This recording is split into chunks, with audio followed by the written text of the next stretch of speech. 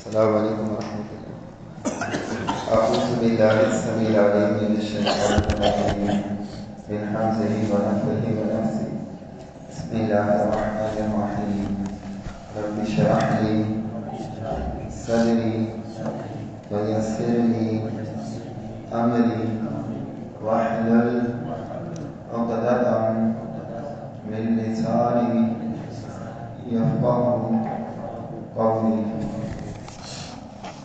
ہم نے سورہ بقرہ کی 208 آیات پڑھ لی ہیں۔ آج انشاءاللہ 209 آیت سے شروع کریں گے۔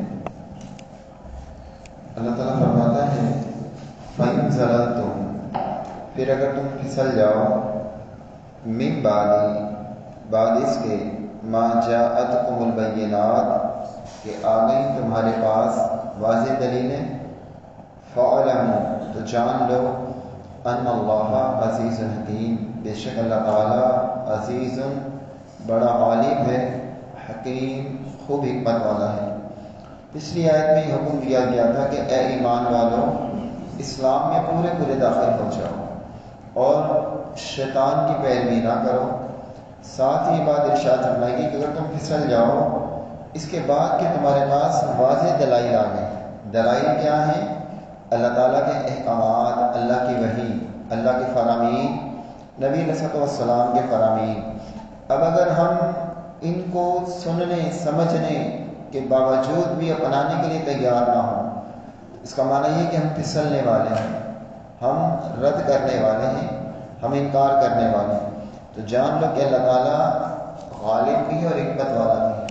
اللہ تعالیٰ کا مکمل کنٹرول اور اختیار ہے تمہاری ذات پر، اور وہ عزیز ہے، غالب ہے اور حکیم حکمت والا ہے کہ اگر وہ تمہیں فوراً نہیں پکڑتا، تمہاری گرفت نہیں کرتا، تمہیں مہلت دیتا ہے، اس میں اس کی حکمت کا تقاضا ہے، وگرنہ وہ غالب ہے۔ کیا بات سمجھ میں آئی کہ جان بوجھ کر اللہ کے احکامات کی نافرمانی نہیں کرنی چاہیے۔ آدمی دیکھے نا، پہلے کوئی شخص اگر سگنل توڑتا تھا تو سگنل توڑتے ہی اس کے پاس کا چلان ہو جاتا تھا، اسے جرمانہ بھرنا پڑتا تھا۔ اب جدید دور ہے، ہمارے یہاں تو کم ہے لیکن دیگر ممالک میں فوراً چلان نہیں ہوتا۔ کیمرہ آپ کی تصویر لے لیتا ہے اور پھر چلان کمپیوٹرائز طور پر آپ کے پاس دوسرے تیسرے دن آتا ہے اور کہا جاتا ہے کہ آپ نے یہ غیر قانونی کام کیا تھا۔ کبھی کبھی فوراً پکڑا جاتا ہے، کبھی بعد میں اس گناہ کو بتلایا جاتا ہے، اس جرم کو کہ تم نے یہ غلطی کی تھی۔ اللہ تعالیٰ بھی کبھی انسان کو فوراً پکڑ لیتا ہے، اللہ تعالیٰ کی قدرت ہے، اگر وہ چھوڑ رہا ڈھیل دے رہا تو اس کی مرضی، اور کبھی اللہ دیر میں پکڑتا ہے کہ کسی انسان کو مہلت دیتا ہے۔ تو اللہ تعالیٰ سے ہر وقت ڈرتے رہنا چاہیے، کوشش کرنی چاہیے، فاتقوا اللہ ما استطعتم، جتنی انسان میں طاقت اور استطاعت ہے اللہ کی فرما برداری کرتا رہے۔ هل ينظرون، نہیں وہ انتظار کرتے، الا ان یأتیہم اللہ، مگر یہ کہ آئی ان کے پاس اللہ، فی ظلال، سایوں میں، من الغمام، بادلوں کے، والملائکۃ، اور فرشتے بھی، وقضی الامر، اور چکا دیا جائے معاملہ، وإلی اللہ ترجع الامور، اور اللہ کی طرف لوٹائے جاتے ہیں سب۔ لوگ ماننے کے لیے تیار ہی نہیں ہوتے۔ لوگ کہتے ہیں کہ اگر اللہ نے منوانا ہے تو اللہ خود آتا نا، اللہ نے کسی کو کیوں بھیجا، یا اللہ کسی فرشتے کو بھیج دیتا۔ فرشتے آ کے ہمیں سمجھاتے ہیں اللہ تعالیٰ کی یہ حکمت نہیں ہے۔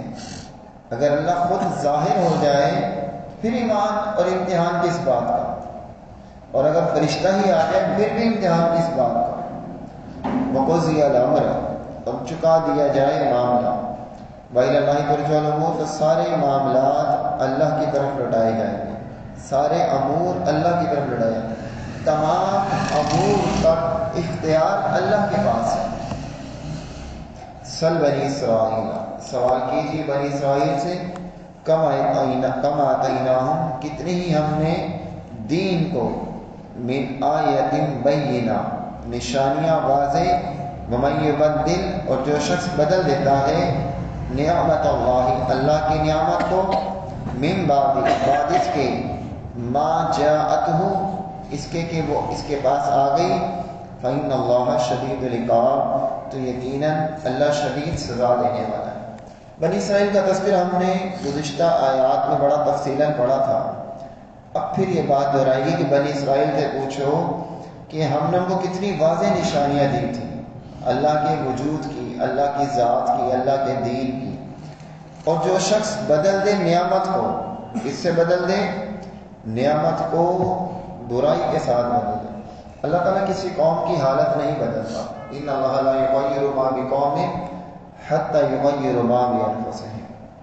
اللہ تعالیٰ اس وقت تک اس قوم کی حالت نہیں بدلتا جب تک وہ خود اپنی حالت نہ بدلے۔ اللہ نے اگر آپ کو دین دیا ہے نا، تقویٰ دیا ہے، ایمان دیا ہے، اسلام دیا، اللہ خود آپ سے نہیں چھینے گا۔ بہت سارے لوگ ایمان سے، اسلام سے، نعمتوں سے محروم ہو جاتے ہیں نا، وہ اللہ ان سے نہیں چھینتا، اپنے گناہوں کی وجہ سے ہوتے ہیں، اپنے کردار کی وجہ سے ہوتے ہیں، اپنے معاملات کی وجہ سے ہوتے ہیں۔ تو جو شخص نعمت کو بدل دے، حتیٰ کہ اس کے پاس آ گئی ہے وہ نعمت، اللہ نے آپ کو ایمان دے دیا، توحید دے دی، سنت کی سمجھ دے دی، اب اگر ہم جان بوجھ کر کسی اور طرف جائیں گے تو یہ ہمارا قصور ہے نا۔ ہمیں یہ بات یاد رکھنی چاہیے کہ فإن اللہ شدید العقاب، اللہ سخت سزا دے گا۔ اب آپ سے کہا جائے نا کہ اسلام میں پورے داخل ہو جاؤ، آپ کہتے ہیں تو مشکل کام ہے، ایسا کرتے ہیں اسلام ہی چھوڑ دیں، پھر آپ جان لیں کہ اللہ تعالیٰ شدید عذاب دینے والا ہے۔ اللہ کے یہاں یہ نہیں چلے گا کہ آپ نے کچھ مانا اور کچھ نہیں مانا۔ زین للذین کفروا الحیات الدنیا، مزین کر دی گئی ہے ان لوگوں کے لیے جنہوں نے کفر کیا، الحیات الدنیا، دنیا کی زندگی، ویسخرون، وہ مذاق کرتے ہیں، من الذین آمنوا، ان لوگوں سے جو ایمان لائے۔ دنیا کی زندگی اللہ تعالیٰ نے مزین کر دی ہے، کس کے لیے؟ جو اللہ کو نہیں مانتے، ان کا مزین کرنا دنیا کا کس طرح سے؟ زین للناس حب الشہوات من النساء والبنین والقناطیر المقنطرۃ من الذہب، گھوڑے، سونے چاندی کے ڈھیر، بیٹے، عورتیں، یہ سب دنیا کی زینتیں ہیں۔ اور اب دیکھیں جو شخص دنیا کی زینت کے اندر جتنا زیادہ غرق ہوتا ہے نا، اتنا اسے موت سے زیادہ ڈر لگتا ہے۔ بڑے آدمی، امیر آدمی جب بیمار ہو جاتا ہے نا تو اس کے ہاتھ پیر پھول جاتے ہیں، اس کی بے چینی اور اضطراب کو آپ الفاظوں میں بیان نہیں کر سکتے۔ غریب آدمی جب بیمار اور پریشان ہوتا ہے نا تو اسے موت کی اتنی فکر نہیں ہوتی۔ امیر آدمی کو ساری دنیا چھٹتی ہوئی نظر آ رہی ہوتی، یہ ساری دنیا اس کے لیے دنیا ہی تو سب کچھ ہوتی ہے، دنیا کے عیش و عشرت، آرام، ٹھاٹ باٹ، اسے سب کچھ سمجھتا ہے۔ اللہ تعالیٰ کا یہ طریقہ ہے، یہ بات یاد رکھیے کہ جو شخص جس راہ میں چلتا ہے نا، اللہ اسے وہی راہ آسان کر دیتا ہے۔ اگر ایک شخص کفر کی راہ میں جا رہا ہے، نافرمانی اور سرکشی کی راہ میں جا رہا ہے، تو اللہ نے اس کے لیے وہ راستے کھولتا جائے گا، وہ مزید سرکش اور باقی ہوتا جائے گا۔ اور اگر ایک شخص تقوی کی راہ پہ جا رہا ہے، اللہ تعالیٰ اس کے لیے وہی راستے آسان کرے گا۔ اللہ تعالیٰ قرآن مجید میں سورہ نساء میں فرماتا ہے نولیہ ما تولیٰ، وہ جس طرف جا رہا ہے اسے اسی طرف جانے گی۔ ایسا نہیں ہوتا کہ ایک شخص نیکی کی طرف جا رہا ہے، فرشتے شیطان آ کر اس کا ہاتھ پکڑ لے کہ کہاں جا رہا ہے، اور نہ ہی ایسا ہوتا ہے کہ ایک شخص گناہ کی طرف جا رہا ہے تو فرشتہ آ کے اسے روک لے کہ گناہ کرنے کیوں جا رہا ہے۔ نہیں، اللہ تعالیٰ نے ہمیں سمجھ دی ہے، اللہ نے ہمیں شعور دیا ہے، اللہ نے ہمیں عقل دی ہے، اسی عقل کی بیس پر ہماری جانچ پڑتال کی جا رہی ہے کہ ہم کتنے اللہ کی بات کو ماننے والے ہیں، کتنے اللہ کی بات کو نہیں مانتے۔ بعض اسلاف نے ایک قول نقل کی کہ سیدنا بلال رضی اللہ عنہ کسی نے پوچھا تھا کہ تم اتنی تکلیف کیوں برداشت کرتے ہو، اتنی مار اور اتنی اذیتیں کیوں برداشت کرتے ہو؟ انہوں نے کہا جب تم برتن لینے جاتے ہو تو ٹھوک کر دیکھتے ہو نا برتن کو، کہیں سراخ تو نہیں ہے، کہیں کوئی عیب تو نہیں، چٹخا ہوا تو نہیں۔ تو کہا کہ ہمارے ایمان کو بھی چیک کیا جاتا ہے اذیتوں اور تکلیفوں کے ساتھ، اللہ تعالیٰ ہمیں آزماتا ہے۔ تو اللہ تعالیٰ اہل ایمان کو چیک کرتا ہے، اور جو سرکش اور نافرمان ہیں ان کو دنیا زیادہ ملی ہوئی ہے، انہی کے لیے دنیا زیادہ مزین ہوتی ہے، وہ دنیا کے اندر زیادہ غرق ہوتے ہیں۔ اور صرف اتنا ہی نہیں ہوتا، اگلا اسٹیپ کیا ہے وَيَسْخَرُونَ مِنَ الَّذِينَ آمَنُوا، وہ ایمان والوں کا مذاق بھی کرتے ہیں، اڑاتے ہیں، مذاق بھی کرتے ہیں۔ قرآن مجید میں آخری پارہ میں سورہ مطففین میں اس طرح سے بھی بات اللہ تعالیٰ نے ارشاد فرمائی کہ قیامت والے دن جب فیصلہ کر دیا جائے گا، جب اہل جنت جنت میں اور اہل جہنم جہنم میں داخل ہوں گے، تو اللہ رب العزت فرماتا ہے کہ پھر وہاں پر کچھ لوگ، فرمایا وَمِنَ الَّذِينَ أَجْرَمُوا كَانُوا إِنَّ الَّذِينَ أَجْرَمُوا كَانُوا مِنَ الَّذِينَ آمَنُوا يَضْحَكُونَ، بلاشبہ وہ لوگ جنہوں نے جرم کیے تھے اور وہ ایمان والوں پر ہنستے تھے، جو مجرم تھے ایمان والوں پر ہنستے تھے۔ وَإِذَا مَرُّوا بِهِمْ يَتَغَامَزُونَ، اور جب وہ گزرتے تھے ان مسلمانوں کے پاس سے تو آنکھوں سے اشارے کرتے تھے۔ یہ مجرموں کی صفت ہوتی ہے کہ مسلمانوں کا مذاق اڑاتے، آنکھوں سے اشارے کرتے، ان کے دین کا، ان کے لباس کا، ظاہری چیز کا بندہ مذاق اڑا سکتا ہے نا، اس کی داڑھی کا مذاق اڑا رہا ہے، اس کے پردے کا مذاق اڑا رہا ہے، اس کے لباس کا مذاق اڑا رہا ہے، تو ایمان والوں کا مذاق اڑاتے ہیں۔ تو جو چیزیں اللہ کے احکامات کے تحت ہیں اس کا کبھی بھی مذاق نہ اڑائے۔ یعنی کسی نے داڑھی رکھی ہے تو داڑھی اللہ کا حکم ہے نا، تو داڑھی کا مذاق نہ اڑائے۔ کسی کا آزاد تہبند داخلے سے اوپر ہے تو اس کا مذاق نہ اڑائے۔ بعض لوگ مذاق میں بھی کہتے ہیں کہ بارش ہو رہی ہے، چھوٹے بھائی کی شلوار میں پردے کا مذاق۔ تو ایمان والوں کے ساتھ مذاق کرنا یہ کفار کا شیوا ہے۔ والذین اتقوا، اور وہ لوگ جو متقی ہیں، فوقہم، ان سے اوپر ہوں گے، یوم القیامت، قیامت کے دن۔ ایمان والوں، تقوی والے قیامت والے دن بلندیوں پر ہوں گے، اعلیٰ اور ارفع مقامات پر ہوں گے۔ واللہ یرزق من یشاء، اور اللہ رزق دیتا ہے، من یشاء، جس کو چاہتا ہے، بغیر حساب، بغیر حساب کے۔ اللہ وافر مقدار میں رزق دیتا ہے، کوئی حساب نہیں۔ اس کا دو معنی ہیں، ایک تو دنیاوی طور پر اس بندے کا کوئی حساب ہی نہیں کہ اس کو کتنا مال مل رہا ہے، بے حساب، جسے دنیا میں عام ہی کہتے ہیں نا بے حساب رزق دیا جاتا ہے۔ دوسرا معنی یہ ہے کہ اس کے کاروبار کا کوئی حساب نہیں، یعنی ایک ملازم ہے، اس کی تنخواہ 30-40 ہزار ہے، اب اللہ اسے اتنا دے رہا ہے کہ اس کی تنخواہ سے کئی گنا زیادہ دے رہا ہے بغیر حساب کے، یعنی ایسی جگہ سے رزق مل رہا ہے کہ اسے گمان بھی نہیں ہوتا۔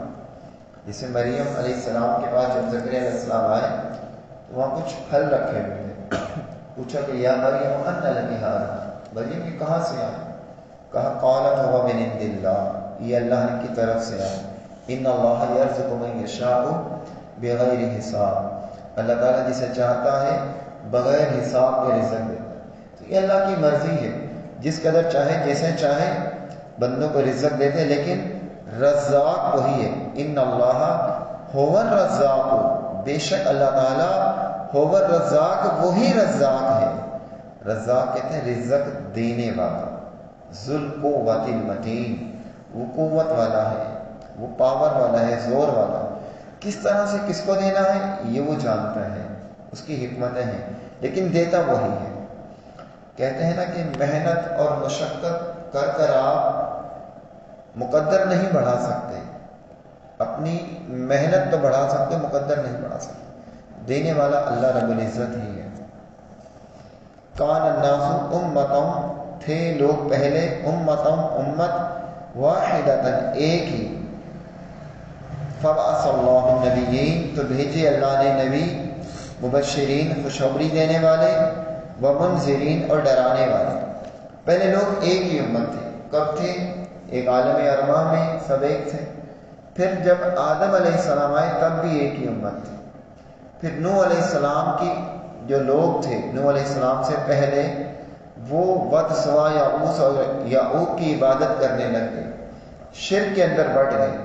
جب لوگ شرک میں مختلف قبیلوں اور مختلف ادیان میں تقسیم ہوئے، پھر اللہ تعالیٰ نے فبعث اللہ النبیین، پھر اللہ نے انبیاء بھیجے لوگوں کی ہدایت کے لیے۔ پہلے ایک امت تھے، جب ایک ہی تھے، دین ایک تھا، توحید تھی اور اللہ کے احکامات پر عمل تھا، تو انبیاء کی ضرورت نہیں تھی۔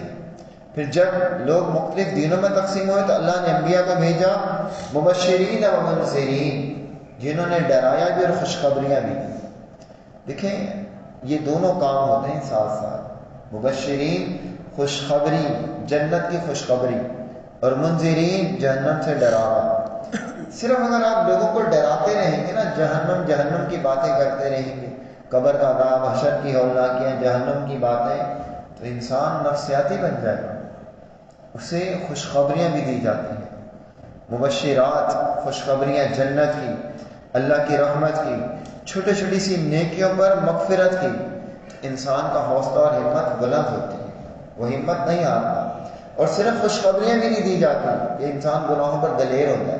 اگر صرف خوشخبریاں دی جائیں تو پھر گناہ کو کوئی شخص حقیر سمجھے ہی نہ، ہر شخص گناہوں میں ملوث ہو. دونوں کام کیے جاتے ہیں، مبشرین و منذرین. وَأَنزَلَ مَعَهُمُ الْكِتَابَ بِالْحَقِّ، اور اس نے نازل کی ان کے ساتھ کتابیں حق کے ساتھ. جو نبی اللہ نے بھیجے، اللہ نے انہیں کتابیں دے کر بھیجا، احکامات دے کر بھیجا. ان انبیاء نے اپنی منمانیاں نہیں کی تھی. لِيَحْكُمَ بَيْنَ النَّاسِ، تاکہ وہ کتاب فیصلہ کرے بین الناس، لوگوں کے درمیان. اب جب لوگ مختلف ہو گئے، اختلاف ہو گیا لوگوں کے درمیان، حلال اور حرام کا، جائز اور ناجائز کا، اب کس کی مانی جائے گی؟ ان پیغمبروں کی وہ کتابیں جو اللہ نے انہیں دی تھی. لِيَحْكُمَ بَيْنَ النَّاسِ، لوگوں کے اختلاف کا حل کیا ہے؟ اللہ کی وحی. ہر دور میں یہی رہا ہے، یہ ہمارے لیے کوئی خاص نہیں تھا. گزشتہ ادوار میں بھی جب لوگوں کے درمیان اختلاف ہوا تو اللہ کی وحی ہی سے اسے حل کیا گیا. وہی دین محکم تھا. لوگوں کے درمیان جو اختلاف تھا، فی مختلف فی، ان باتوں میں کہ انہوں نے اختلاف کیا ان میں، ومختلف، اور نہیں اختلاف کیا، فی ان میں، الا الذین، انہی لوگوں نے جو اوتوہ، وہ کتاب دیے گئے، من بعد ما جاءتهم البینات، اس کے بعد کہ آگے ان کے پاس واضح دلائل. اختلاف پتہ کنہوں نے کیا تھا؟ جنہیں کتاب دی تھی اور ان کے پاس دلائل بھی آئے. آج آپ اپنی حالت دیکھیں، اب آپ سوچیں گے کہ یہودیوں نے کیوں اختلاف کیا جب تورات موجود تھی؟ عیسائیوں نے کیوں اختلاف کیا جب انجیل موجود تھی؟ آج مسلمانوں نے کیوں اختلاف کیا؟ قرآن بھی تو موجود ہے. تورات اور انجیل تو پھر تحریف ہو گئی تھی، قرآن تو اصل لفظوں میں موجود ہے. مانوی تحریف تو لوگوں نے کی، ترجمے کے اندر تحریف تو کی، تفسیر میں تحریف تو کی، لفظوں میں تحریف نہ کوئی کر سکا نہ کرے گا. لیکن پھر بھی لوگوں نے اختلاف کیا. تو لوگوں نے اختلاف کیوں کیا؟ کیوں کرتے ہیں لوگ اختلاف؟ کیا وجہ ہوتی ہے کسی کے ذہن میں کوئی نقطہ کہ لوگ اختلاف کیوں کرتے ہیں؟ قرآن نے خود بیان کیا اگلے لفظوں میں، بغیم بینہم، ضد کی وجہ سے. اختلاف صرف ضد کی وجہ سے ہوتا ہے. لیکن قرآن ایک بات بتلا رہا آپ کو کہ یہ حلال ہے، اب دوسروں سے کیوں نہیں مان رہا؟ صرف ضد کہ ہمارے بڑے نہیں مان رہے تھے. یہ ہمارے یہاں ایسا نہیں ہوتا. بغیم بینہم، ہر دور میں یہی رہا ہے. آپ اللہ کی کتاب سے، اللہ کے دین سے دور ہوں گے، اس کی وجہ سب سے بڑی ایک ہے بغیم بینہم، ضد ہوتی. اور یہ ایسی بری چیز ہے کہ نسلوں کو برباد کرتی ہے، دین کے اعتبار سے بھی، دنیا کے اعتبار سے بھی. یہودیوں نے بھی نبی علیہ السلام کو صرف ضد کی وجہ سے نہیں مانا کہ بنی اسماعیل میں کیوں آئے، وگرنہ وہ انتظار کر رہے تھے. ہم بھی اگر کوئی ہمیں قرآن کی آیت بتائیے، کوئی ہمیں حدیث بتائے، اب ہم ضد پہ آ رہے ہیں، نہیں ہم نے تو کبھی ایسا سنا ہی نہیں تھا، ہم نے تو کبھی ایسا دیکھا ہی نہیں تھا، کبھی بھی ایسا نہیں کرنا چاہیے. اگر کوئی آیت یا حدیث، صحیح حدیث ہمیں ہمارے عمل کے خلاف پتہ چلتی ہے، ہمیں چاہیے کہ اس حدیث اور اس آیت پر عمل کریں. ہمارا عمل غلط ہو سکتا ہے، ہماری بات غلط ہو سکتی ہے، ہمیں ذہن ہمیشہ ایسا رکھنا چاہیے کہ ہم نے اللہ اور اس کے رسول صلی اللہ علیہ وسلم کی بات مانی ہے.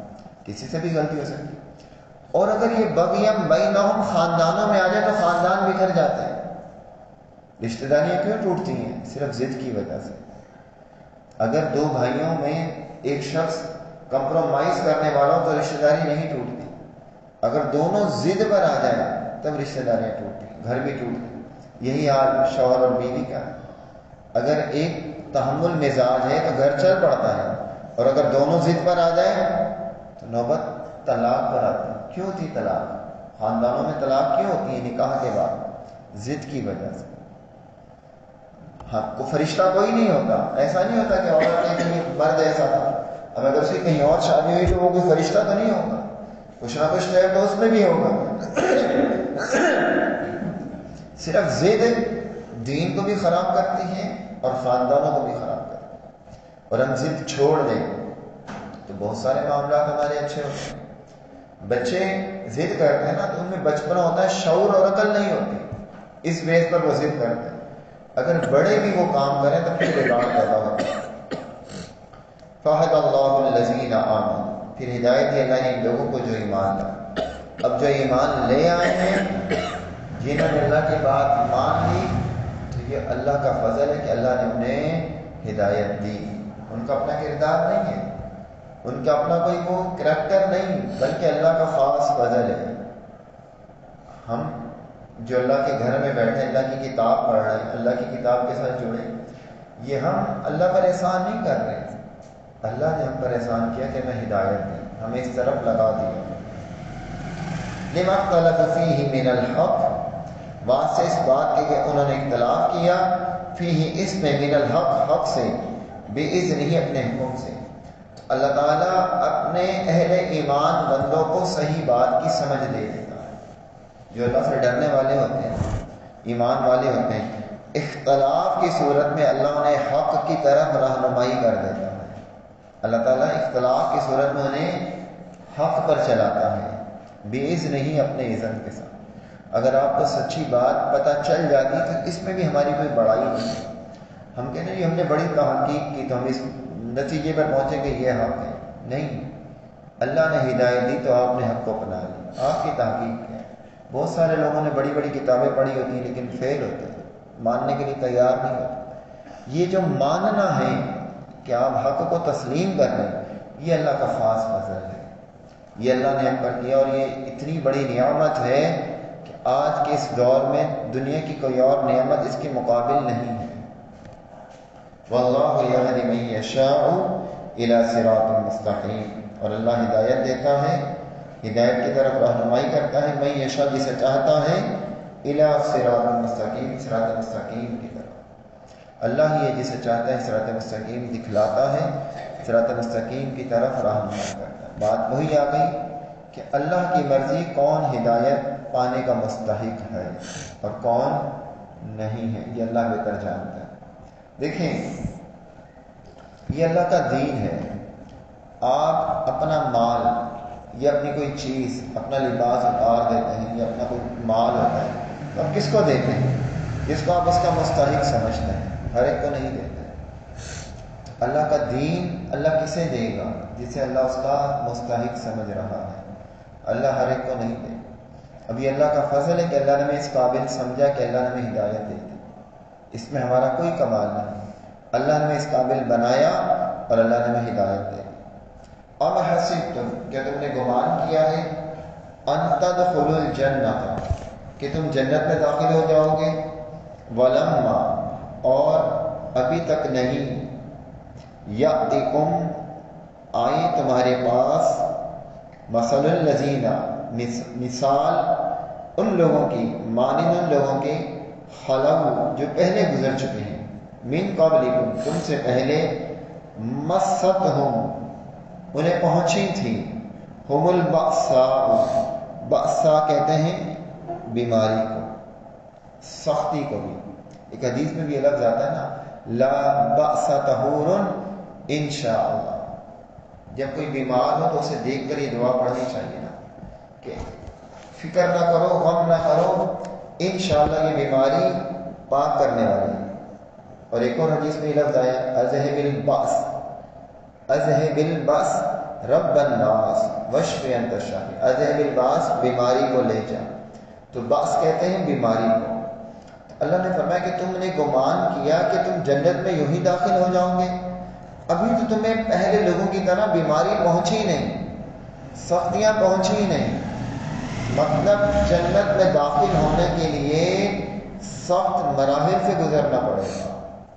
جامع ترمذی کی روایت ہے، جب اللہ تعالیٰ نے جنت کو بنایا تو جبرائیل علیہ السلام کو بلایا، فرمایا کہ جاؤ جنت کو دیکھ کر آؤ۔ جبرائیل علیہ السلام گئے، انہوں نے جنت کو دیکھا تو کہا کہ اللہ یہ تو تیرا ایسا گھر ہے کہ ہر شخص اس میں آنے کی کوشش کرے، ہر شخص اس میں داخل ہونے کی کوشش کرے گا۔ جنت کی وسعت، جنت کی نہریں، جنت کے باغات، جنت کے محلات، وہ ایسی چیزیں بھی ہیں کہ انسان ان کا تصور بھی نہیں کر سکتا۔ پھر اللہ تعالیٰ نے جنت کو آزمائشوں، پریشانیوں، تکلیفوں، بیماریوں سے ڈھک دیا۔ یعنی وہ راستہ جو جنت تک جا رہا تھا وہ پریشان کن راستہ ہے، اس راستے کو پریشان بنا دیا۔ اور جبرائیل سے کہا کہ اب جنت کو دیکھ کر آؤ۔ جبرائیل علیہ السلام گئے اور جنت کو دیکھا، کہا اللہ اب تو یہاں داخل ہونا بہت مشکل ہو، یہ جنت کا داخلہ ہے، جنت کا راستہ ہے، مسائل، مشکلات، بیماریاں، تکلیفیں، پریشانیاں، اور ہم سوچتے ہیں کہ پتہ نہیں ہم ہی ملے اللہ کو، ہمارے ساتھ ہی ایسا ہوتا ہے۔ نہیں، اللہ تعالیٰ تو جنت کے راستے پہ چلا رہا ہے۔ اسی طرح جہنم کے بارے میں آتا ہے کہ جب اللہ نے جہنم کو بنایا تو جبرائیل علیہ السلام سے کہا کہ جہنم کو دیکھو۔ انہوں نے دیکھا اور کہا کہ اللہ اس میں تو کوئی بندہ بھی آنا نہیں چاہے گا، آگ میں کون آئے گا؟ پھر جہنم کو لذتوں اور راحتوں سے ڈھانپ دیا گیا۔ پھر کہا کہ اب دیکھو، کہا کہ اب تو ہر شخص اس میں گرنے کی کوشش کرے۔ تو جنت کے داخلے کے لیے مصائب اور مشکلات یہ انسان پر آتی ہیں، یہ بات ذہن میں رکھیں، یہ جنت میں داخلے کا سبب ہے اور اللہ کے امتحان کا بھی سبب ہے۔ دنیا میں کیا امتحان ہے ہمارا؟ یہی امتحان، مصائب اور مشکلات، اور کبھی کبھی یہ درجات کی بلندی بھی ہوتے ہیں۔ جسے اللہ تعالیٰ کسی بندے کو جنت میں بہت اونچا درجہ دینا چاہتا ہے، لیکن نبی صلی اللہ علیہ وسلم فرماتے ہیں بندہ عمل نہیں کرتا، بندے کا ویسا عمل نہیں ہوتا۔ اللہ تعالیٰ سے کسی بیماری میں، کسی آزمائش میں مبتلا کر دیتا ہے اور پھر اللہ اسے صبر کی توفیق دے دیتا ہے، وہ صبر کرتا ہے، اس صبر کی وجہ سے اللہ اسے وہ درجہ دیتا ہے۔ تو یہ مصائب اور مشکلات، اگر ہم یہ باتیں یا آیات اور حدیث سنتے رہتے ہیں نا تو ہمیں تھوڑا سا حوصلہ رہتا ہے، تسکین محسوس ہوتی، اطمینان رہتا ہے کہ ہاں یہ پریشانیاں ہمیشہ کے لیے نہیں ہیں اور ان کا کوئی نہ کوئی اچھا نتیجہ ہے۔ اب ہمیں بابر یہ بات کروائی گئی کہ جنت ایسے نہیں ملے گی، ابھی تو تم پر پہلے لوگوں کی طرح بیماریاں آئی ہی نہیں، وَالضَّرَّاءُ اور تکلیفیں نہیں آئیں، وَزُلْزِلُوا اور وہ ہلا دیے گئے، بیماریاں، مصیبتیں، پریشانیاں، تکلیفیں، وَزُلْزِلُوا وہ ہلا دیے گئے، جھنجھوڑ دیے گئے، حَتَّى يَقُولَ الرَّسُولُ یہاں تک کہ کہنے لگے رسول، جو رسول تھے نا اس دور میں وہ بھی پکار اٹھے، وَالَّذِينَ آمَنُوا اور وہ لوگ جو ایمان لائے، جو رسولوں کے ساتھ ایمان لائے، مَعَهُ ان کے ساتھ، مَتَى نَصْرُ اللَّهِ اللہ کی مدد کب آئے گی؟ کب کہتا ہے انسان یہ بات؟ جب بالکل عاجز ہو جاتا ہے، بے بس ہو جاتا ہے۔ اور آپ سوچیں رسولوں نے بھی یہ کہہ دیا کہ مَتَى نَصْرُ اللَّهِ اللہ کی مدد کب آئے گی؟ کتنا انہیں آزمایا گیا ہوگا۔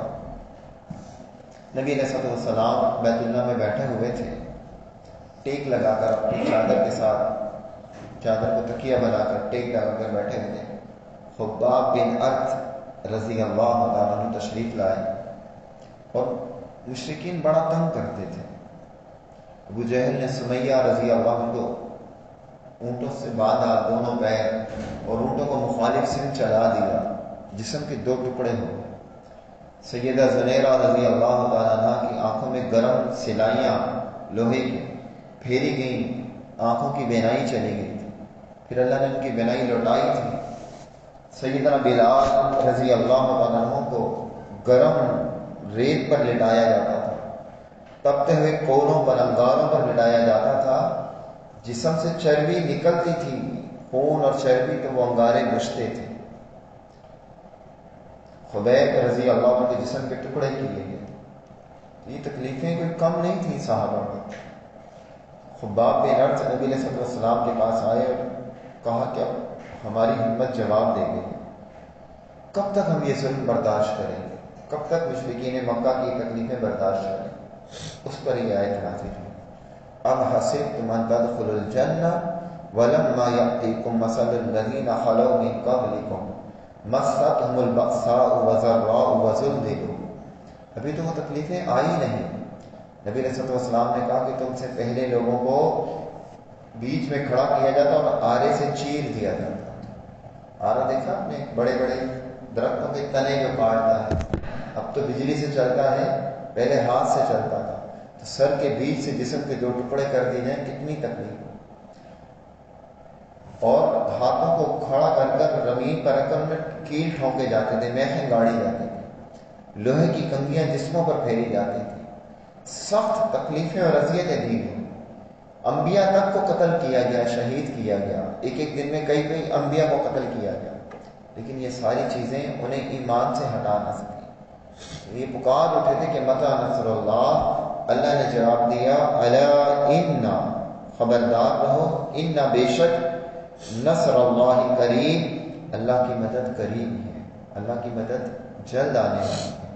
اللہ تعالیٰ مدد کرتا ہے. اللہ کو آپ کی تکلیف سے کوئی فائدہ نہیں ہوتا. ہماری بیماری سے، پریشانی سے، تکلیف سے، مصیبت سے اللہ کو کوئی راحت نہیں ہوتی، کوئی فائدہ نہیں ہوتا. اللہ کی بادشاہت میں کوئی اضافہ نہیں ہوتا. پھر کیوں آتی ہیں؟ ہمارے درجات کو بلند کرنے کے لیے، ہمیں آزمانے کے لیے، ہمیں چیک کرنے کے لیے کہ جس جنت میں داخل ہونا ہے اس کا یہ امتحان ہے. ڈگری لینی ہے نا، میٹرک کی، ایف اے کی، بی اے کی، ایل ایل بی کی، ایم بی بی ایس کی، سی اے کی، ماسٹر کی. ڈگریوں کے لیے امتحان ہوتے ہیں. جتنی بڑی ڈگری ہوتی ہے اتنا بڑا امتحان ہوتا ہے. جتنا بڑا گھر ملنا ہے اتنا بڑا امتحان بھی تو ہونا ہے. اللہ تعالیٰ ہم سب کو اپنی جنت میں داخل کرے. کوئی بات یا سوال آپ کے ذہن میں ہے تو پوچھ لیں. سبحانک اللہم وبحمدک اشہد ان لا الہ الا انت استغفرک واتوب الیک.